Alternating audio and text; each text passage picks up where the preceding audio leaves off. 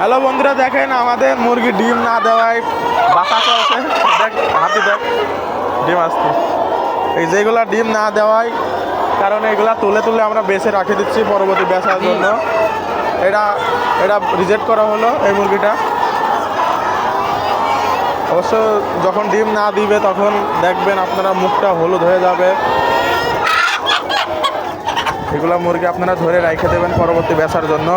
দিয়ে যা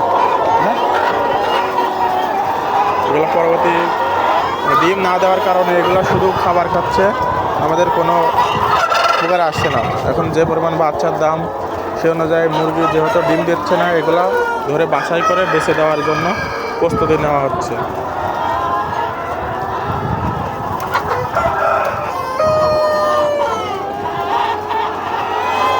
ওই মাথায় বাছাই চলতেছে।